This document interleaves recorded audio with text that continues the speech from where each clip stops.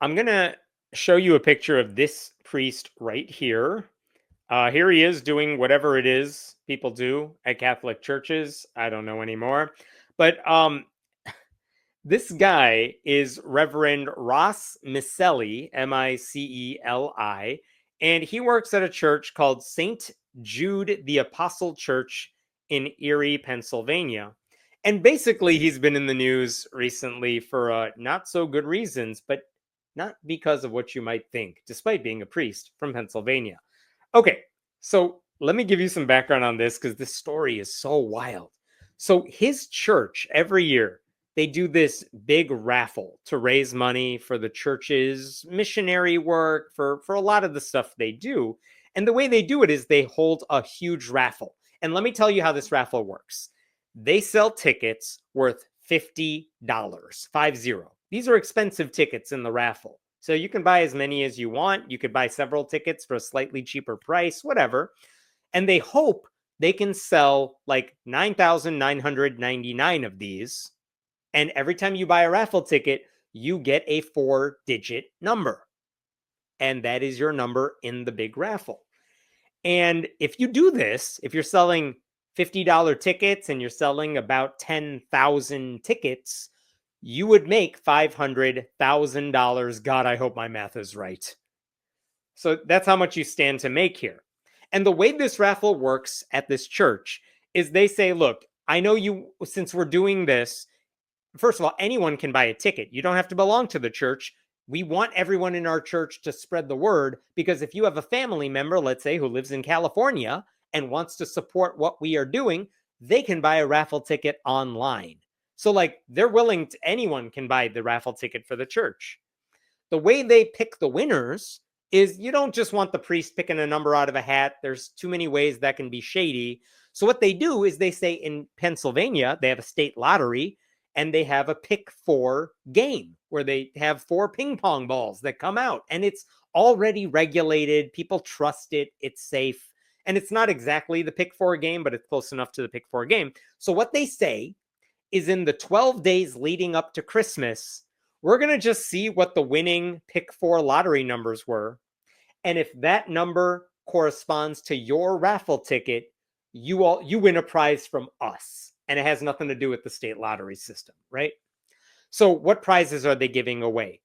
Well, they have some raffles throughout the year just to whet people's appetite where they give away $500 at a time.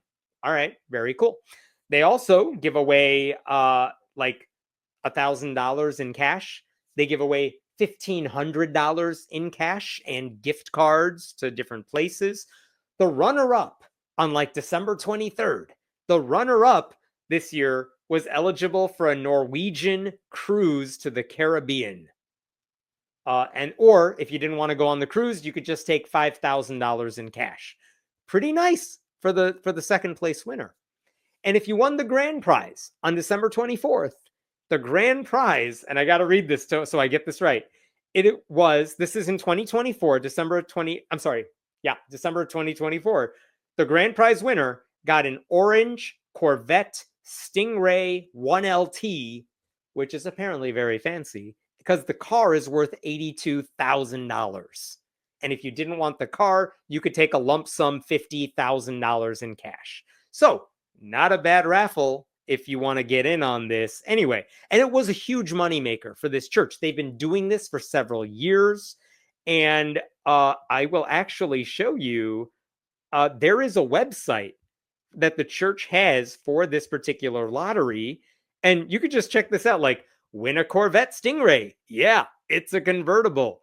What else do they got here? This is from last year. You could win the car or $50,000 in cash. Very nice. It's going to benefit St. Jude the Apostle. Okay, there's the cruise vacation. Very nice. And they also have a list of their past winners, which is very cool. And look at this. This is the couple that won a car in 2023. They chose not to take the car. They chose the $50,000 in cash, but good for them. And in 2022, what do we have here? These people won the Corvette and they drove it back to Indiana. Okay.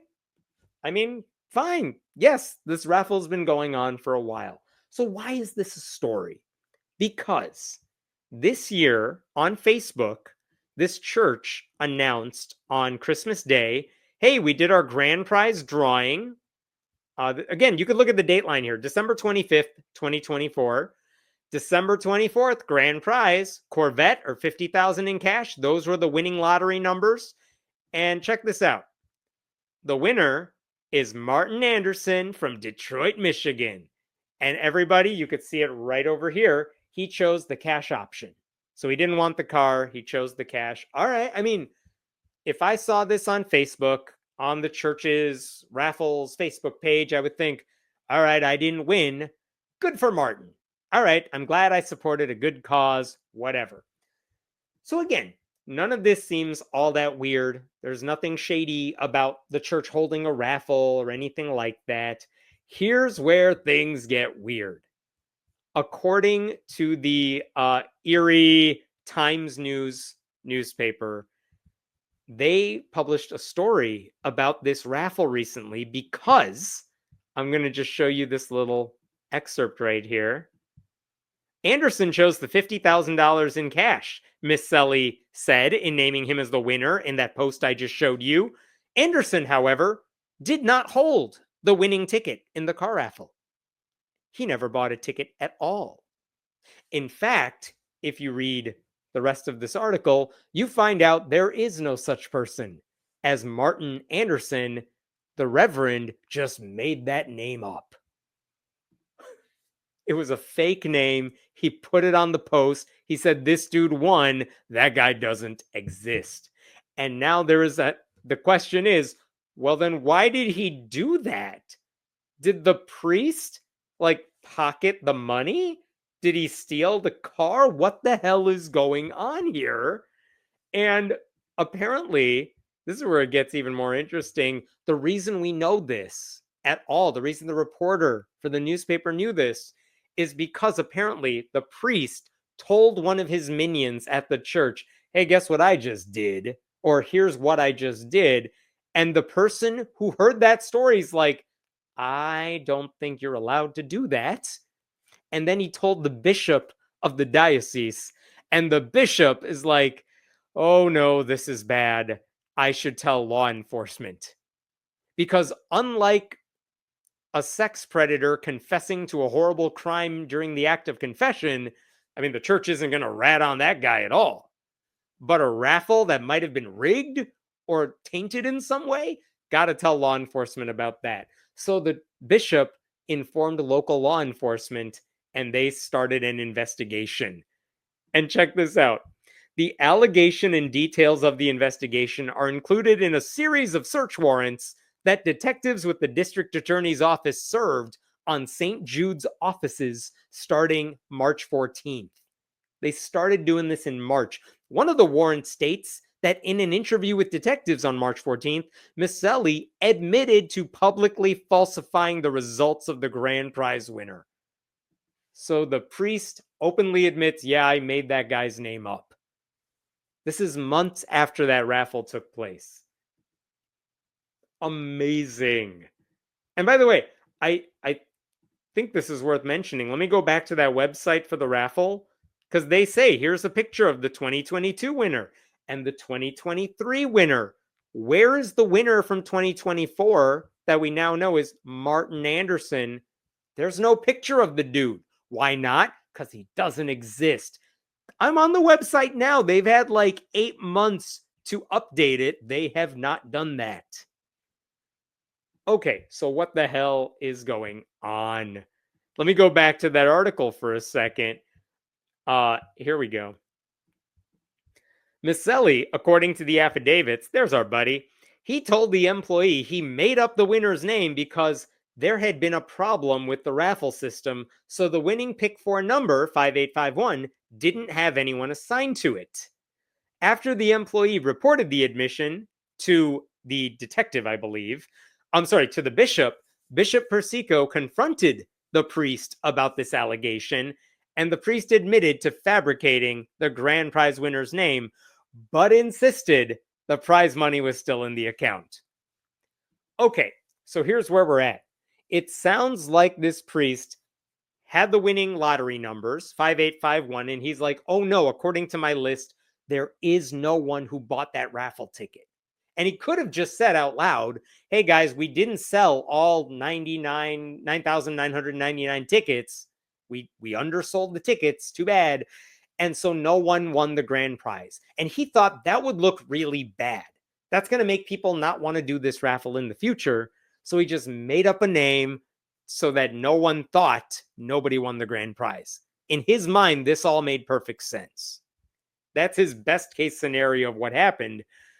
And by the way, notice the name, Martin Anderson. Why did he pick that name? He apparently picked that name so that it would be as hard to Google as possible. He picked a big city, Detroit, Michigan, and then picked a relatively generic name that has a lot of nicknames, by the way, so no one could actually find this dude. And at that point, things looked bad. But like, at least he didn't steal the $50,000, right? Because that would be shady. That would be like different layers of shady. But it did not stop there. Because apparently, when Miceli was confessing to his minion at the church that, yeah, I totally made that guy's name up, he also said that there were multiple winners earlier in the week, like when they were winning $500 prizes. He said, yeah, a bunch of those people also, the winning lottery numbers did not correspond to a raffle ticket. So I had to make up something there too. But instead of making up a fake name, he said, and I'm quoting here, he picked the names of favored parishioners or family friends. So now he's not just making up a fake name, he's telling, like, he's literally putting the names of his own friends and family and saying they won, even though they did not win the raffle. So now it's no longer about saving face. Now he's purposely manipulating the results so that the raffle looks successful. I mean, if that's true, that would be a crime. And somehow all of this got worse. All of this got worse because this reporter, I want to give him credit, Ed Palatella of the Erie Times News, he kept reporting on this. I think he was like, this story is too much fun. This is all I'm reporting on for the next week. But check this out. He said in a subsequent article, payments the church made to cover American Express credit card bills exceeded a total of $300,000 between January of 2024 and March of 2025. The sole person in charge of the church's bank accounts, according to the warrants, was Miceli. In other words, while the worst thing we could have said a second ago is that, wow, this priest is, one, making up the name of a grand prize winner so that he could pretend the raffle was successful, but at least he didn't spend the money. And at least the money's in the account. But then he admitted, oh, wait, no, I did give some of the cash prizes to some of my buddies. Now it turns out he's using the church's credit card to make a lot of purchases, like purchases worth $300,000. If you gave me a credit card for a year and just said, spend it on whatever you want, but like, keep it on the DL, I don't think I could spend that much money. If I tried. What the hell is this dude buying? And according to the same affidavits, this is unbelievable. What is this guy buying? The new warrants show that the employee, because Miceli bragged about all this to his minion, told the detectives on February 26th that Father Ross had recently purchased a new Tesla, owns numerous high-value personal items, including designer clothes, sneakers, electronics, and collectibles, and frequently travels domestically and abroad. Oh my God. What? First of all, why are you buying designer clothes when the only thing I've ever seen you in is like a one-piece black suit with the white thing collar? You don't need designer clothes. You wear one suit for life. I say this as someone who wears the same damn thing every day. I don't need more than like 2 pairs of clothes. Sneakers too? Why? What are you doing? Anyway, all of these behaviors appear inconsistent with his reported modest income and living expenses, which are largely covered by the church. So this dude, who's not making much money, and I'll be honest, priests do not make a lot of money, but they get a lot of their stuff covered by the church. So that kind of balances some stuff out. This guy is spending hundreds of thousands of dollars on the church's dime. That's not even connected to the raffle per se, but it means this guy has a very loose relationship with money. It is incredible. And by the way, that same article pointed out that when detectives searched his office, which they were able to do because they got a warrant to search his office because there's a lot of evidence that he's doing some shady stuff, they also found 3 high-end resort cards and membership cards for 12 different casinos. And in case you're thinking, wait a minute, thou shalt not lie is a commandment. Isn't this man lying? Yes. Wait a minute, he's going to the casinos? Shouldn't he not be gambling? Isn't there something in the Bible about, greed? That he shouldn't be doing that? Yes. But what have we learned throughout all of tonight? It's that hypocrisy doesn't work on people who have no shame. All right, so where do we go with this? All of this is happening while Miceli is in the middle of what was supposed to be a 6-year stint as like the guy running St. Jude the Apostle Church. He got hired in 2022. He was supposed to be there till 2028. And he actually recently announced to his church that he was moving elsewhere in the diocese. He actually announced his resignation a couple of weeks ago, and it was a pretty quiet thing, but he said in the video, I'll just read it to you here. After prayerful discernment, I have decided to submit my resignation as pastor of St. Jude the Apostle Parish, ... And the bishop has accepted my resignation. And I have been assigned to serve as sacramental minister at 2 other smaller churches. Okay, I mean, I guess that happens all the time, but he didn't mention the investigation. He didn't mention his spending habits because none of that had been made public yet, even though his employee knew about it and the bishop definitely knew about it. And so as of right now, as I'm making this video, no charges have been filed against the priest. Nothing's happened yet. But last week, the diocese announced, hey, you know how we said we're moving this guy to a smaller church or 2 smaller churches? That's not happening anymore. The bishop said Miceli is placed on administrative leave until the investigation is over, which is fine. That's good. He should be. The search warrants that the detectives used, they point to 3 possible crimes they were investigating: rigging a public contest, tampering with records, and theft. And now it's the ball's in the district attorney's court to decide whether or not they should press charges against this priest. But I will say, based on the information so far, it is possible that the biggest problem we've had is not that this guy made up winners in a raffle or gave money to his friends. It's that by doing that, it exposed him to more scrutiny, and that scrutiny uncovered that this guy may be stealing money from the church. Yikes. It would be incredible, though, that let's say this dude is guilty of everything and he is charged with crimes. This would still be one of the least awful things a Pennsylvania priest has ever done. And I know that because years ago in Pennsylvania, thanks to then Attorney General Josh Shapiro, they did a grand jury investigation into the Catholic Church, and they released a grand jury report that had the vilest crimes depicted in there, because these are things priests in Pennsylvania diocese had done over the past several decades. It was horrifying stuff. So like what this guy is doing in this church, small potatoes. I'll just leave you with this. The reporter who covered all of this stuff for the Erie Times News, he made one other discovery, which is that earlier this month, like early August, Miceli delivered a sermon. Guess what the topic was? Don't be greedy. Greed is bad. He seriously preached against that like 2 weeks ago. Beautiful. Just chef's kiss all around. Thought you would enjoy that story. What questions we got here? Father Ross dress for less. Yes, exactly. Why does he need designer clothes? I still don't get it. Where is he going at night that he needs to impress people with his designer jeans? I don't know. I don't go out of my house, so I don't understand. Oh, thank you for that donation. Thank you for illuminating many of us on a daily basis. I appreciate that. Thank you so much, Akiva. Thank you. Dan says, but I'm sure they get to keep their nonprofit status despite basically running a casino now.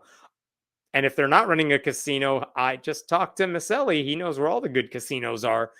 Yeah, I mean, I will give the church credit for at least like everyone except for Father Ross seems to have done exactly what they were supposed to do. The minion told the bishop worked with law enforcement. Everyone seems to be working with law enforcement officials. I haven't read anything yet that suggests the church is trying to hide anything. So good on that. That's exactly what should happen. I will say I don't understand why they refuse to do that when it involves a predator confessing to a crime in the confession booth. But I guess I'm glad they're going out of their way to go after the criminal here. I guess they need a bigger 10 Commandments monument in their church. Thou shalt not lie. There you go. Yep. Maybe if they had a 10 Commandments monument in their church, they would learn something, because that's the argument they always make about why they should be in public schools.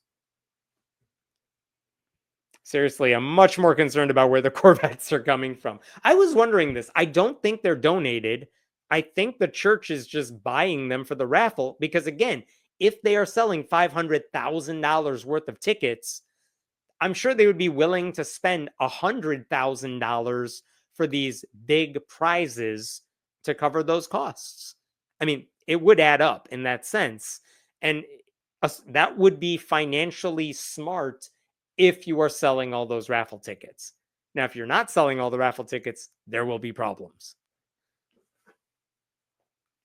What was the raffle money supposed to go for? I mean, they were raising money for something. What was it for? If I go back to the website for the raffle, let me see if it says it on there really quick.